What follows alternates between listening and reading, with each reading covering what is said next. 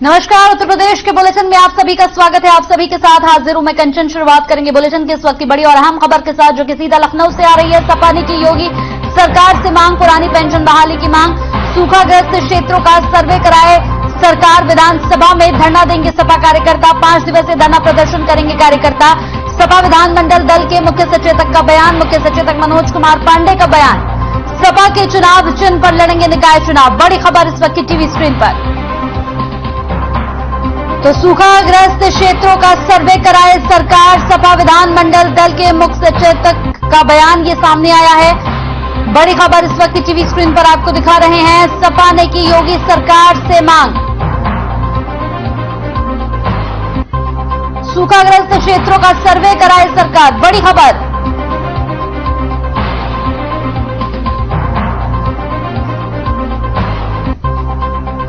बड़ी खबर इस वक्त की टीवी स्क्रीन पर लखनऊ से। पुरानी पेंशन बहाली की मांग, बड़ी अहम खबर। सूखाग्रस्त क्षेत्रों का सर्वे कराए सरकार।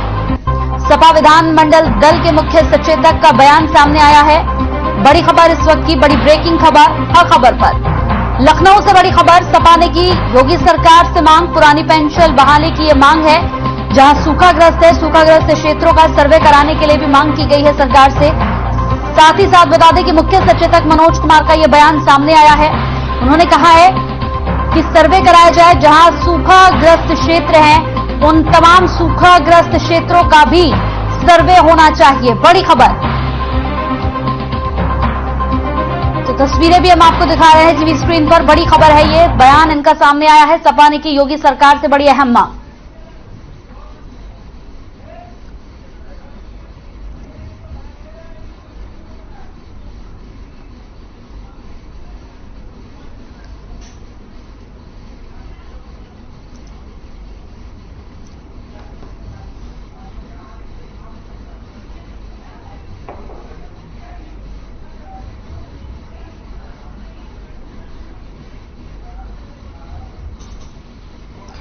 वहीं पुलिस अधीक्षक चक्रेश मिश्रा संभल कोतवाली पहुंचे, जहां शहर के कई इलाकों का यहां पर पुलिस अधीक्षक और पुलिस बल के साथ पैदल मार्च किया गया।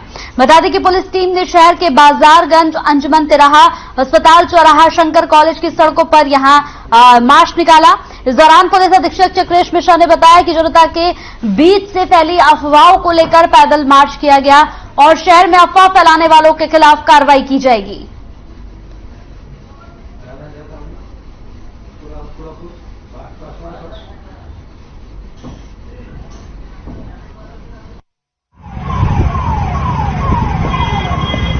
आज संभल शहर में आम लोगों ने एक फ्लैग मार्च किया है। फ्लैग मार्च का उद्देश्य आम जनता के बीच में एक निष्पक्ष और किस तरह से उनको भयमुक्त वातावरण में रहना है, इसका माहौल पैदा करना है। साथ में इसमें जैसा कि आप लोगों की जानकारी है कि मीडिया में कई प्रकार के इस तरह के वक्तव्य चल रहे हैं। बच्चा चोरी की एक अफवाह चल रही है, एक ज्ञान वापसी से संबंधी एक मामला चल रहा है। इसके संबंध में यहाँ पे सारी फोर्स को यहाँ पे ब्रीफ किया गया। उसके साथ में उनको यहाँ पर लेकर जो शहर के संवेदनशील स्थान है उनका भ्रमण किया गया।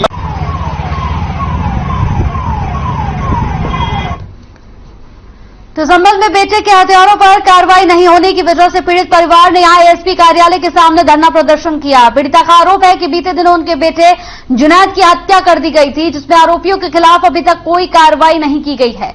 वहीं धरने की सूचना मिलते ही मौके पर पहुंचे एसपी ने पीड़िता से मुलाकात कर उचित कार्रवाई करने का आश्वासन दिया है।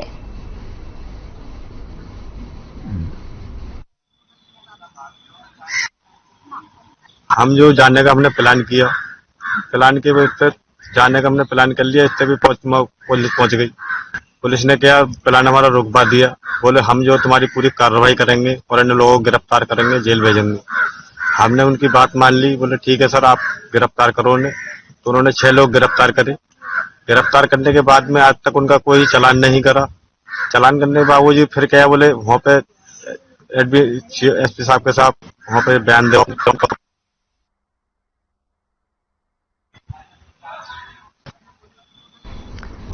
तो लखनऊ में खनन माफियाओं के हौसले बुलंद नजर आ रहे हैं, जहां एक और सरकार लगातार खनन माफियाओं पर ताबड़तोड़ एक्शन कर रही है, लेकिन इसके बावजूद माफियाओं को कोई खौफ नहीं है। ताजा मामला दुबग्गा कोतवाली से सामने आया है, जहां अवैध रूप से मिट्टी खनन का कारोबार धड़ल्ले से चल रहा है, लेकिन अभी तक इस और कोई भी ध्यान नहीं दिया गया।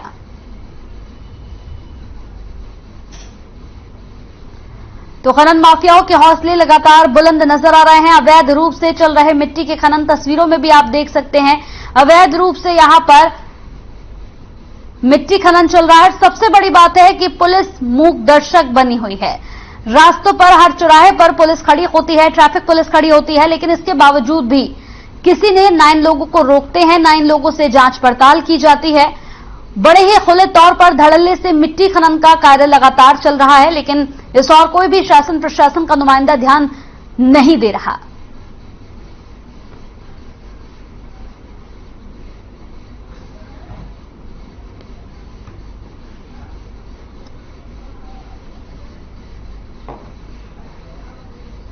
तो वहीं राजधानी लखनऊ में एक हादसा हो गया। यहां एक बिल्डिंग की शटरिंग गिरने से एक व्यक्ति की मौत हो गई, वहीं 4 लोग गंभीर रूप से घायल हो गए। घटना के बाद आनन फानन में घायलों को अस्पताल ले जाया गया। हादसे की जानकारी मिलने के बाद मौके पर पहुंची पुलिस ने शटरिंग के नीचे दबे मजदूरों का रेस्क्यू किया। पुलिस मामले की जांच पड़ताल कर रही है। जानकारी के अनुसार लखनऊ के सरोजनी नगर क्षेत्र के रानियापुर में नवनिर्मित अनुसंधान केंद्र की शटरिंग गिर गई। शटरिंग गिरने से कई मजदूर उसके नीचे दब गए। इस दौरान एक मजदूर की मौत हो गई, वहीं 4 मजदूर गंभीर रूप से घायल बताए जा रहे हैं। घायल मजदूरों को प्रसाद अस्पताल में भर्ती करा दिया गया है, जहां उनका इलाज चल रहा है।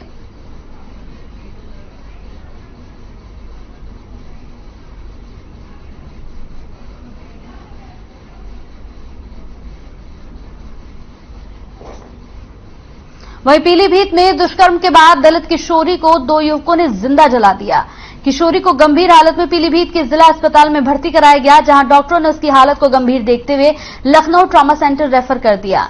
पीड़ित किशोरी के पिता ने बताया कि किशोरी की हालत बेहद गंभीर है, उसका शरीर 80% जल चुका है और अब किशोरी का इलाज लखनऊ ट्रॉमा सेंटर में चल रहा है। पिता का आरोप है कि मेडिकल कॉलेज में किसी प्रकार की सहायता नहीं दी जा रही है। किशोरी के पिता एक गरीब मजदूर हैं और अब उसके पास अपनी बेटी का इलाज कराने के लिए रुपए तक नहीं है।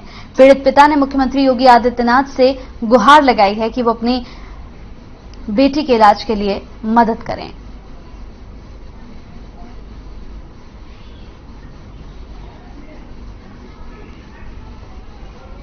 मेरे यहाँ मैं घर पे नहीं था, मेरी घरवाली भी घर पे नहीं थी और कुछ लड़के दबंग 2 है, उन्होंने मेरी लड़की के साथ रेप करने की कोशिश किया है और सर उसके बाद डीजल छिड़क के आग लगा दी। कितनी % जल चुकी है आपकी? डॉक्टर लोग तो 80% बता रहे हैं। 80%। हाँ। तो आप कब यहाँ पर आए लखनऊ? आपको तो भेजा? लखनऊ कल मुझे भेजा गया है, कल रेफर किया है। कल मैं आया हूँ करीब ऐसे शाम ही का आ पाया।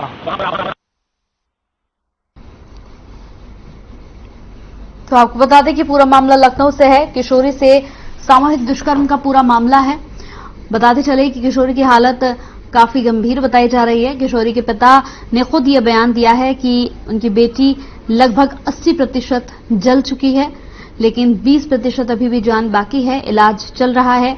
लेकिन उन्होंने ये भी आरोप लगाया है कि लखनऊ ट्रॉमा सेंटर से किसी भी तरह की मदद उनकी नहीं की जा रही है और बेहद गंभीर अवस्था में है बेटी। और सबसे बड़ी बात है कि पिता एक मजदूर है, बेटी का इलाज कराने के लिए भी अब उसके पास पैसे नहीं है। मुख्यमंत्री योगी आदित्यनाथ से उन्होंने गुहार लगाई है कि बेटी के इलाज के लिए वो कुछ मदद करें। अब खबर मथुरा से है। मथुरा में भी पशुओं में लंपी वायरस तेजी से फैलता जा रहा है। बीमार पशु खुलेआम सड़कों पर घूम रहे हैं। पशुपालन विभाग, स्वास्थ्य विभाग या नगर निगम, कोई भी विभाग इस और ध्यान नहीं दे रहा है, जिसकी वजह से ये बीमारी और लंबे पैर पसार सकती है। लंपी स्किन डिजीज गौवंश में होने वाला संक्रमण रोग है। डॉक्टरों का कहना है कि इस बीमारी से बचने के लिए संक्रमित पशुओं को स्वस्थ पशुओं से अलग रखें। पशु और पशुघर के कीटनाशक औषधि का भी उपयोग करें, जिससे संक्रमण को कम किया जा सके। झुंड में रहने वाले पशु तेजी से संक्रमित हो सकते हैं। जी हां, तस्वीरें भी हम आपको दिखा रहे हैं। लगातार जो पशु सड़कों पर घूम रहे हैं उनमें ये बीमारी फैलती जा रही है, जिसे लेकर लोग काफी चिंतित हैं। लेकिन नगर निगम की बात कर ले या फिर किसी भी विभाग की बात कर ले, स्वास्थ्य विभाग की बात कर ले, कोई भी ध्यान देने को तैयार नहीं है।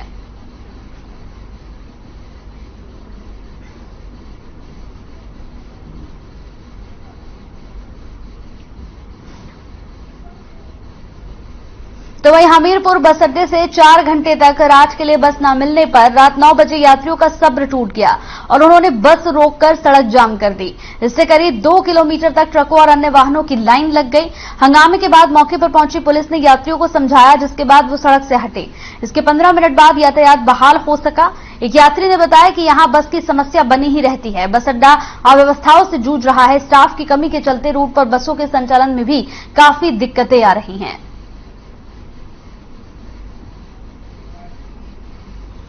लोगों को रात जाना है, देखो बच्चे कैसे सो रहे हैं, परेशान कितने हो रहे हैं। 5 बजे से खड़े हुए हैं, कोई सुनाई नहीं हो रही है। कई बार खबरें कहलवा चुके हैं, अन्य ऑफिस में ना उधर कोई है, कोई ना सुन रहा है ना कुछ कह रहा है। वो कह रहे लास्ट है, निकल गई, उसके बाद आएगी गाड़ी कानपुर से, वही आएगी। जब तक आए कोई ठिकाना नहीं, उसका आ रही नहीं आ रही। मैं सर 5 बजे से यहाँ खड़ी हूँ। मैं लखनऊ से आई हूँ, रात रहती हूँ। मैं अक्सर ये वाली प्रॉब्लम झेलती हूँ। कई बाई दफे मुझे लेट हो जाता है तो हमेशा मुझे 9 बजे रात तक यहाँ खड़े होना पड़ता है। लास्ट में मुझे गाड़ी मंगानी पड़ती है और मैं जाती हूँ। कभी भी ये हमीरपुर डिपो वाले कभी नहीं सुनते। मैं 10 बार इनके पास जा चुकी हूँ, कभी नहीं सुनते। जो भी यहाँ पूछताछ में बैठता है वो तो घटियल आदमी है। सर हम यहाँ 5 बजे से खड़े हैं, हमको कोई बस नहीं मिल रही है और यहाँ यात्री 100 लोग हैं। 5 बजे से हमारी कोई सुनाई नहीं हो रही। छोटे छोटे बच्चे हैं, उनको भूख भी लगी है, नींद भी आ रही है, हम बहुत ज्यादा परेशान है। यहाँ कोई सुनाई नहीं है हमारी। अभी लोग खड़े हुए हैं, कोई भी गाड़ी नहीं है और महिलाएं भी हैं यहाँ पर, उनको भी छोटे छोटे बच्चे भी हैं जो 4 बजे से बहुत ही परेशान है। 4 बजे से लगभग 9 बजे का समय हो चुका है, पूरे 5 घंटे बीत चुके हैं। 5 घंटों के बीच में कोई साधन नहीं आया है। 5 घंटों के बीच में एआरएम साहब से हमारी वो बात हुई तो एआरएम साहब ने कहा हमारे पास स्टाफ नहीं है। जब स्टाफ नहीं है तो आप एआरएम बन के बैठे हैं तो आपका ये कर्तव्य बनता है कि हमारे पास पूरा स्टाफ होना चाहिए। कोई जो आम नागरिक है उसको परेशान। खबर बदायूं से है, जहां यहां अलापुर कस्बे के वार्ड नंबर 3 में संदिग्ध परिस्थितियों में युवक ने फांसी लगाकर आत्महत्या कर ली। ये पूरा मामला अलापुर कस्बे के मोहल्ला वजरिया का है, जहां सोमवार की सुबह मृतक अमित का कमरा देर तक नहीं खुला तो परिजनों ने तुरंत थाना अलापुर पुलिस को सूचना दी। मौके पर पहुंची पुलिस ने दरवाजा खोला तो अमित का शव पंखे से लटका पाया। फिलहाल पुलिस ने शव को कब्जे में लेकर पोस्टमार्टम के लिए जिला अस्पताल भेज दिया है।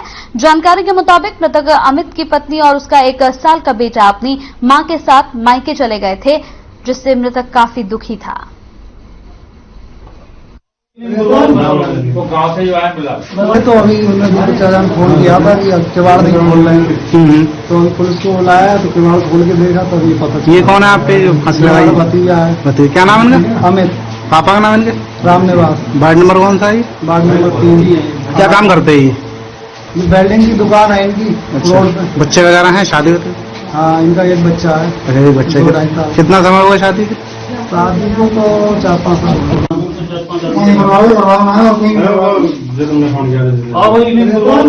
तो गांव से जो आया मिला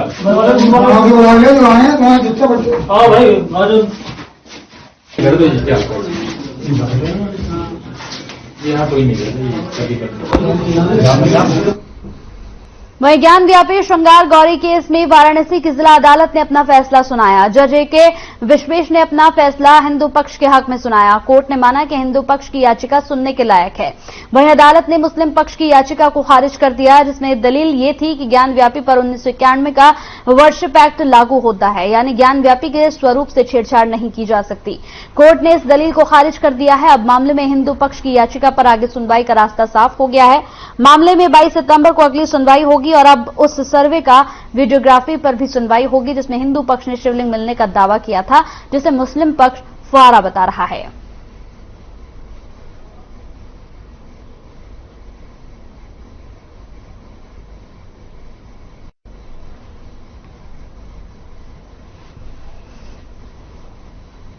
लखनऊ में व्यापारियों ने प्रेस कॉन्फ्रेंस कर लॉकडाउन में राजधानी नाम से शुरू हुए पान मसाला कंपनी के मालिक पर धोखाधड़ी का आरोप लगाया है।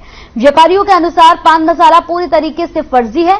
बता दें कि कोरोना काल में शुरू हुए इस पान मसाले की सप्लाई बाराबंकी, गोंडा, बलरामपुर समेत दर्जनों जिलों में हो रही थी। व्यापारियों का कहना है कि कंपनी मानकों के विरुद्ध पान मसाला बनाकर लोगों के स्वास्थ्य से खिलवाड़ कर रही है। पान मसाले के पैकेट पर ना तो मसाले से संबंधित कोई चेतावनी है और ना जरूरी सूचनाएं।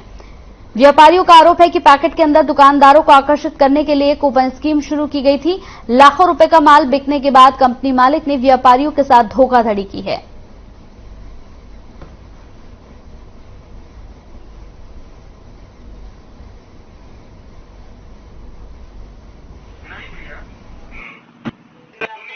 मामला ये है कि राजधानी पान मसाला सन 2019 को लॉकडाउन पीरियड में लॉन्च किया गया था कुशल मदान और ध्रुव मदान द्वारा, और उस समय इसकी बिक्री जोरों से आई और माल बिकने लगा।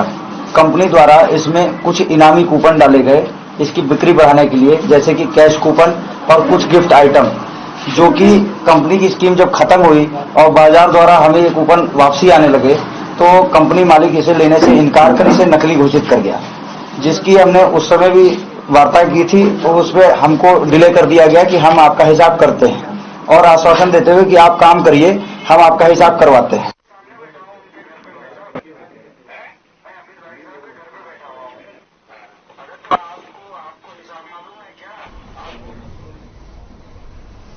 इस वक्त एक और बड़ी खबर लखनऊ से आपको बता दें, मदरसों की फंडिंग को लेकर यहां सवाल उठ गए हैं। मदरसों को मिलने वाले पैसों की पड़ताल शुरू, मदरसों में होने वाली फंडिंग की अब जांच होगी। गैर मान्यता प्राप्त मदरसों के सर्वे में फंडिंग पर फोकस, सर्वे में मुख्य रूप से 7 बिंदुओं पर होगी जांच।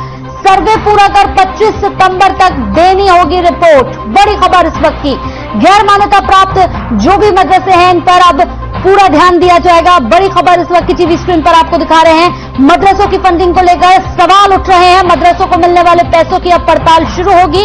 मदरसों में जो फंडिंग हो रही है उसकी जांच होगी। गैर मान्यता प्राप्त मदरसों के सर्वे किए जाएंगे, उनके फंडिंग के सर्वे किए जाएंगे। बड़ी खबर इस वक्त की टीवी स्क्रीन पर आपको दिखा रहे हैं। तो हर खबर पर इस वक्त की बड़ी खबर, मदरसों को मिलने वाले पैसे की पड़ताल शुरू, मदरसों में होने वाली फंडिंग की अब जांच की जाएगी बारीकी से। गैर मान्यता प्राप्त मदरसों के सर्वे में फंडिंग पर पूरा फोकस। बड़ी खबर इस वक्त की हर खबर पर।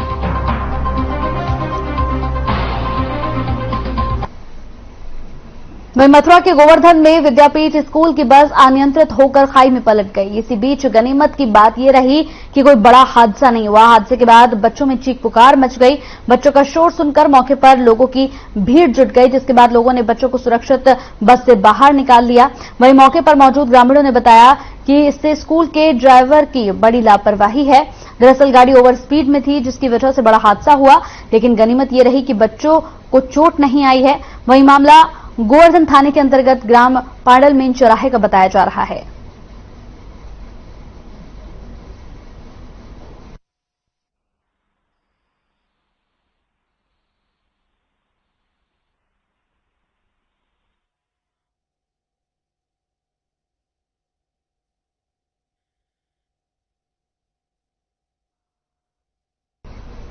तो वहीं बेसिक शिक्षा विभाग की लापरवाही सामने आई है। बड़ी खबर लखनऊ से, यहां पर परिषदीय स्कूल में अधूरे राष्ट्रगान वाली किताबें। बड़ी खबर, लाखों किताबों में अधूरा राष्ट्रगान, यूपी सरकार ने जांच के दिया आदेश। आगरा मथुरा के बीएसए को नोटिस जारी, अखिलेश यादव ने अधूरे राष्ट्रगान पर सरकार को घेरा।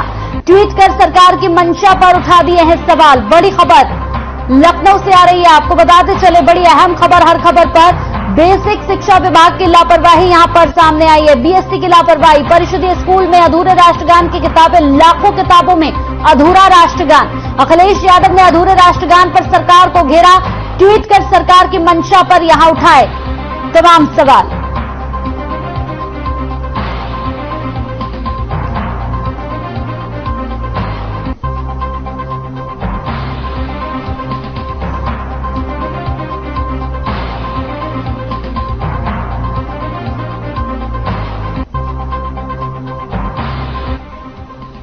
वहीं राजधानी लखनऊ में सरोजनी नगर के रानियापुर में बन रहे अनुसंधान केंद्र की शटरिंग गिरने से कई मजदूर घायल हो गए। हादसे में एक मजदूर घायल हो गया, जिसकी हालत गंभीर बताई जा रही है। हादसे की जानकारी मिलते ही पुलिस मौके पर पहुंची और घायल मजदूरों को प्रसाद अस्पताल में भर्ती कराकर इस पूरे मामले की जांच पड़ताल शुरू कर दी।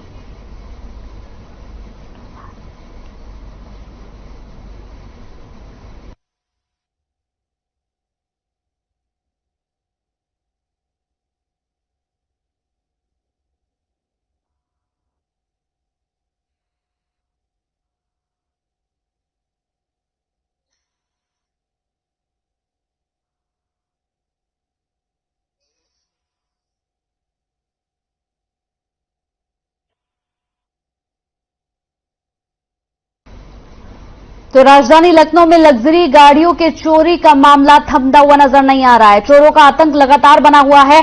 आशियाना थाना क्षेत्र के रजनीखंड का पूरा मामला, घर के बाहर खड़ी कार लेकर फरार चोरी की घटना सीसीटीवी में कैद हो गई है। बड़ी खबर, लगातार लग्जरी गाड़ियों के चोरी होने का मामला थमने का नाम नहीं ले रहा है। अब तक कई लग्जरी गाड़ियां चोरी हो चुकी हैं। घर के बाहर लोग अपनी गाड़ियां लगाते हैं और ऐसे में गाड़ियां चुराकर यहां से फरार हो जाते हैं चोर। सीसीटीवी में एक घटना कैद हुई है। लखनऊ से बड़ी खबर टीवी स्क्रीन पर आपको दिखा रहे हैं। बताते चले कि लगातार चोरी की घटना की कई वीडियो, चोर गाड़ी लेकर यहां से रफू चक्कर हो गया। ये पूरी घटना सीसीटीवी में कैद हो गई है। हालांकि कोई पहला मामला नहीं है, इससे पहले भी कई मामले सामने आ चुके हैं।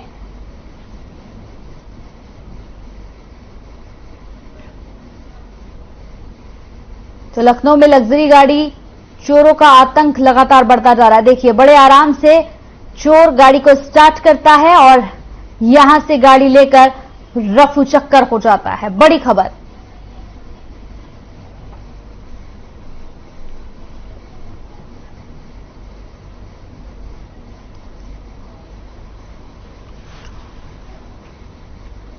पीलीभीत से एक खौफनाक खबर सामने आई है, जहां एक दलित किशोरी के घर में 2 युवक जबरन घुस आए।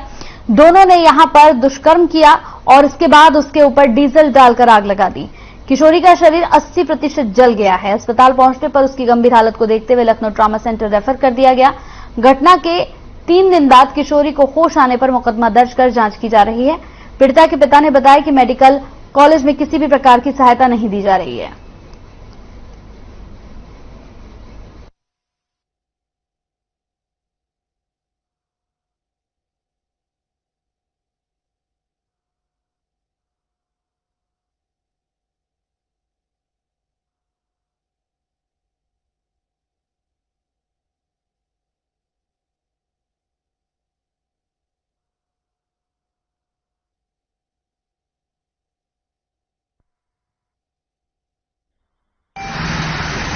परेशानी क्या हुई है, मेरे यहाँ मैं घर पे नहीं था, मेरी घरवाली भी घर पे नहीं थी और कुछ लड़के दबंग 2 है, उन्होंने मेरी लड़की साथ रेप करने की कोशिश किया है और सर उसके बाद डीजल छिड़क के आग लगा दी। कितनी % जल चुकी है लड़की आपकी? डॉक्टर लोग तो 80% बता रहे हैं। 80%? हाँ। तो आप कब यहाँ पर आए लखनऊ? आपको लखनऊ कल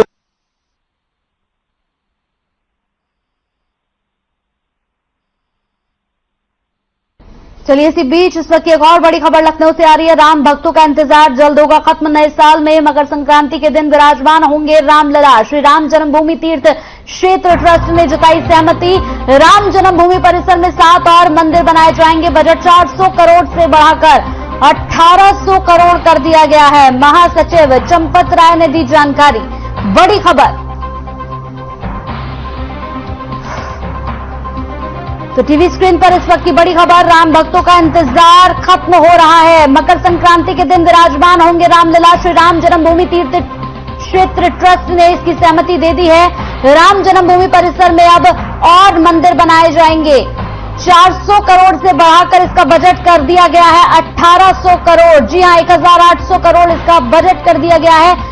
राम जन्मभूमि तीर्थ क्षेत्र ट्रस्ट ने जताई है सहमति। राम जन्मभूमि परिसर में 7 और नए मंदिर बनाए जाएंगे।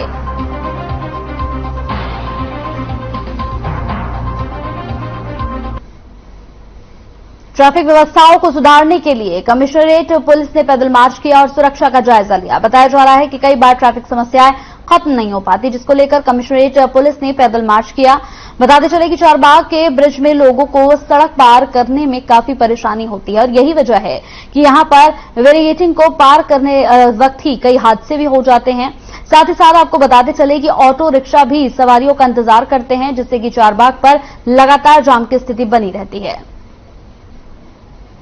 राजधानी लखनऊ में लगातार कमिश्नरेट पुलिस ने ट्रैफिक व्यवस्थाओं को सुधारने के लिए अपनी कमर कस ली है और लगातार पूरे लखनऊ में पैदल गश्त की जा रही है और कई चीजों को पुलिस लोगों को समझाने का प्रयास कर रही है कई चीजों को लेकर कि किसी भी तरीके से जाम की नौबत ना आए। अभी मैं मौजूद हूं इस समय राजधानी लखनऊ के मुख्य क्षेत्र में, जो कि चारबाग है और चारबाग में हमेशा एक जाम की समस्या बनी रहती है।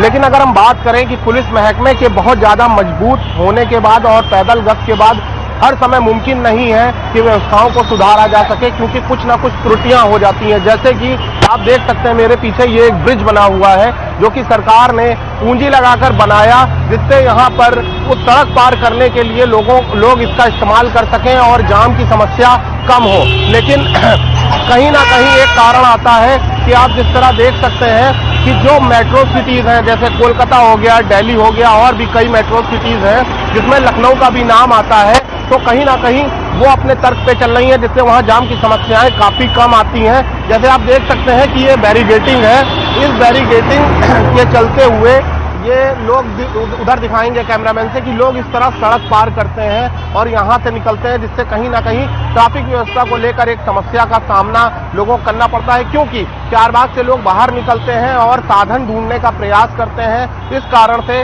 जो टैक्सी, ऑटो, बस, रिक्शा आप देख सकते हैं कि यहाँ पर आकर रुकती हैं कि उनको यहाँ से सवारियां मिलेंगी। अगर ये बैरिगेटिंग पूरी तरीके से बंद कर दी जाए तो कहीं ना कहीं ये जो गाड़ियां यहाँ रोड पर खड़ी होती हैं ना, यहाँ सवारियां नहीं मिलेंगी और इस कारण से यहाँ पे जाम की एक समस्या खत्म होने के बहुत बड़े चांस हैं। जिस तरह आप देख सकते हैं कि ब्रिज का इस्तेमाल लोग कर तो रहे हैं, लेकिन उतने नहीं जितने यहाँ रोड को पार करने के लिए इस बैरिगेटिंग का इस्तेमाल कर रहे हैं और सड़क पार करते हैं, क्योंकि यहाँ इनको साधन मिल जाते हैं। तो कहीं ना कहीं अगर इस बैरिगेटिंग को और क्षेत्र जहां जहां पर लखनऊ में इस तरह की समस्याएं हैं, जिस जगह पर लोग सड़क पार करके साधनों के लिए उतरते हैं और साधन पकड़ते हैं, जिस वजह से ऑटो, रिक्शा, बस, टैक्सी उनका इंतजार करती हैं, जिस कारण से जाम लगने की एक बड़ी समस्या होती है। अगर इस पे कहीं ना कहीं कंट्रोल पाया जाए और प्रशासन इस पे ध्यान दे और बैरिकेडिंग को बंद कर दे,